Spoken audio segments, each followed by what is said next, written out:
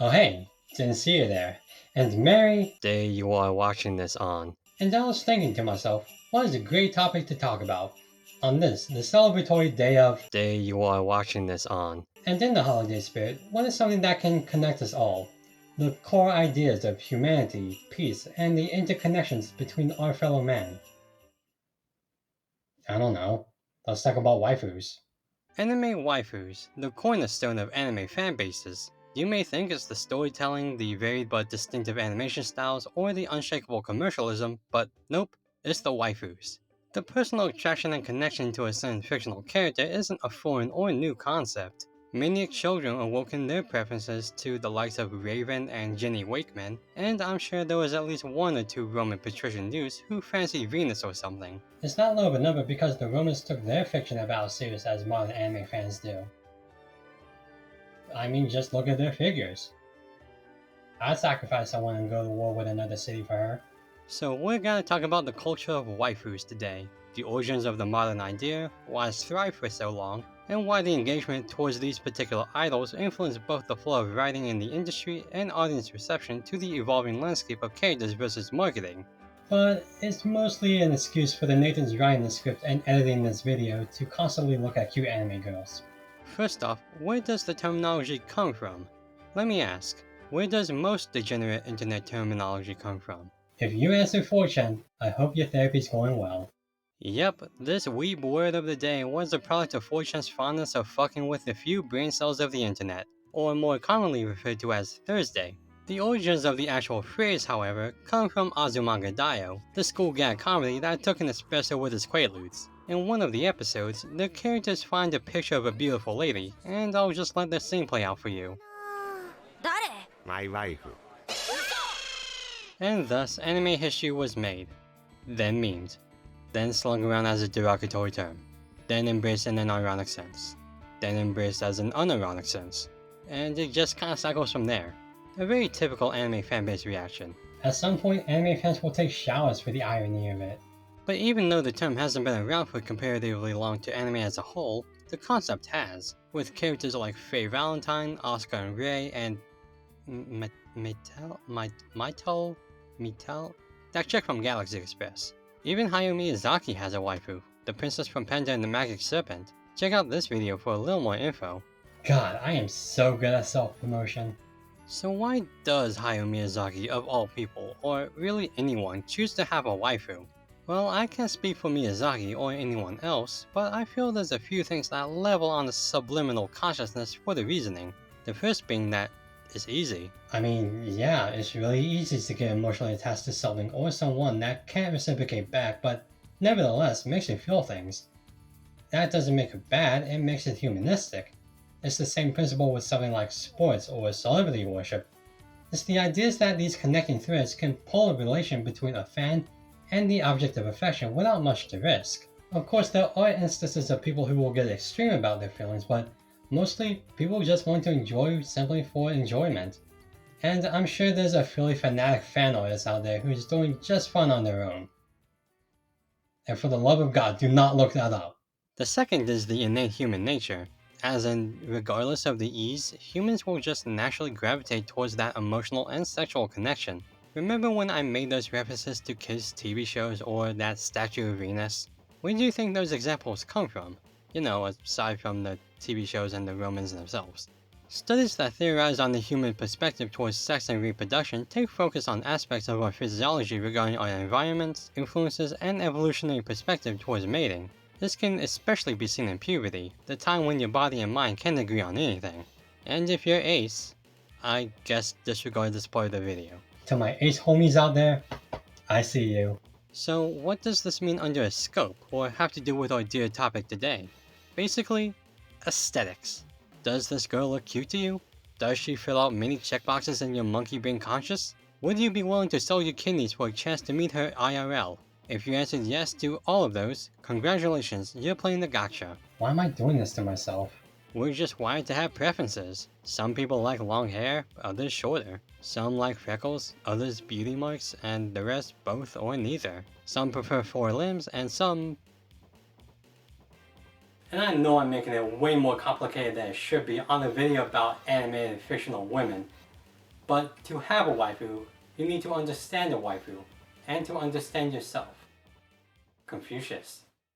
And that's the last point I want to make. Having a waifu is just fun. It's fun to connect with these characters, and it's fun to learn about their stories and feel like we're on a journey with them. Part of the beauty of storytelling is fleshing out the characters, and when the characters reach a line that borders realism and fantasy, there's a connective touch to them. That they are humanistic in a way, but also embody an idea or an emotional niche. With waifus, not only is there a superficial surface level appreciation, but as we get to know them more, there's a grasping of their tale, mentality, and groundedness to them. It can just be a few minutes of screen time or a whole show dedicated to them, but someone out there will probably start to like said character enough to root for and connect with them on a personal level. Maybe not now, but who's to say that won't happen in the future? A good example that covers this idea is Ram from ReZero. While I think ReZero would have been fine on its own, Ram as a character put the show's presence on otaku's radars to an ascendant degree.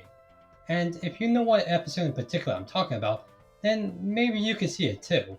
From what started as a fairly okay made archetype to suddenly spike in popularity because of how much attention, love, and emotion she put into a very personifying moment makes her existence as a character impressive from a writing standpoint and a marketing one. And yes, on that topic, like all things in an industry, there's the crux as to why waifus are frequent from a business stance: commercialism. Capitalizing on the popularity of a show, or more importantly, a certain character, lets authors, studios, and production companies rake in the potentially big bucks. When it comes to both intimate and steady emotive connection to a character, the obvious step for the IP holder of said character is Merchandising. Merchandising? Merchandising. Come, I'll show you. Dakimakura, fans, wall scrolls, clothes, keychains, book bags, phone cases, stands, nightlights, fast food, doujinshi. If you don't buy everything that plasters your waifu's face on it, are you even a fan? This is a deck of cards for Spice on Wolf. Don't let the cover fool you, it's all hollow. There's no lines except for right here on the cover. The cards themselves aren't too impressive. Each number shares the same respective picture of hollow, so you only have 14 unique images to look at if you include the jokers. Actually, what I find funny is that the higher you ascend in the order of the cards, the more risque the pictures get. Other than that, the cards are very standard, and there's very little point in using them over a good old bicycle deck. So why do I even have them? Because I need her. And you can't talk about anime merchandise without bringing up the two big obvious ones: physical media and anime figures. Media is a given. You like a show, buy it. You like a source material, buy that too. You like a character from that show an unhealthy amount, buy the author. If you can't do that, find other ways to persuade them. I think it worked out well for this woman. But I didn't cheer. I stood right up and started shouting, "This isn't what happened last week! Have you all got amnesia? They just cheated us! This isn't fair! He didn't get out of the cock-a-doodie car!"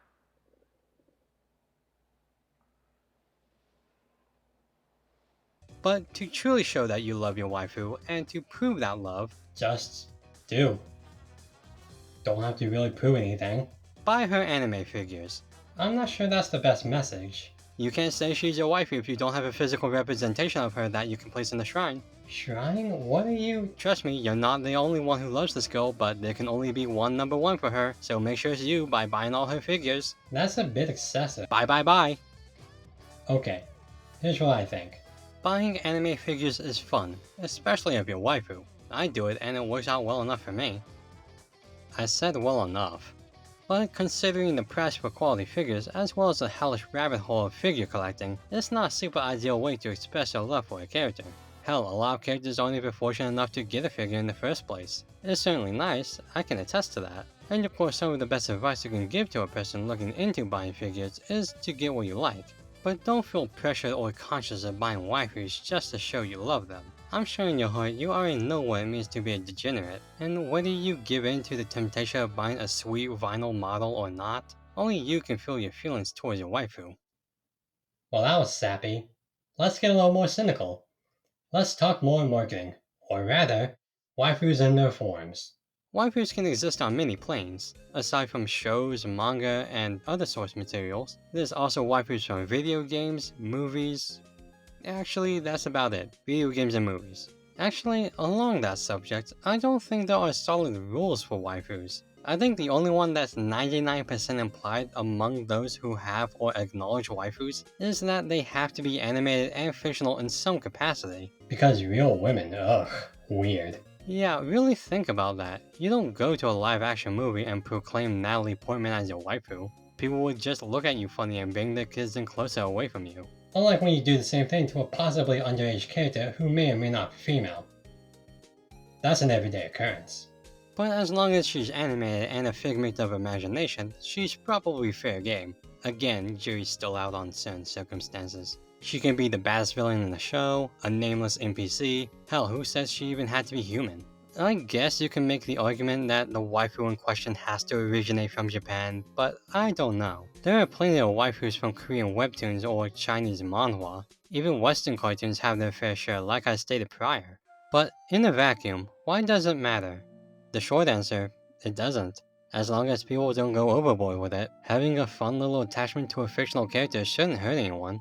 The long answer, well, again, it doesn't, but I can understand the stigma from both sides. It can be embarrassing to admit that you have a deeper than normal appreciation for a fictional cartoon that doesn't even know you exist. The perceived stares of others' judgment, as well as a feeling of knowing that this isn't quite right. On the other side, maybe you've been quick to judge a grown adult and liking things they probably shouldn't, be it a show, a toy, or yes, a character from an anime. Maybe you're not sure of their story, but having this idea of their person already fills you in enough. But let me tell you, face to screen. It was actually really hard for me to come to terms with how I felt. Not that it wasn't normal, trust me, it was actually really easy to grasp that. But instead, would I rather repress my thoughts and feelings in order to please others, or freely express my love for a character and a style and a medium? Again, it wasn't easy. I had a lot of issues with emotional immaturity, social skills, and, well, frankly, depression, because I didn't know how to balance fitting in versus being myself. But there was always this one constant in my life for the past decade or so, and that was my love of waifus. And as insane as that sounds, it really did help me grow as a person. All was a given, showing me that loneliness isn't as bad when you have someone to share it with. Others out there include Euclid Hellside, whose compassion and determination for her friends showed me what it meant to have the power and responsibility to wield both. Shoko Nishimiya, representative of the idea that disabilities and limits don't make the person, just the ability to move on and the ability to forgive.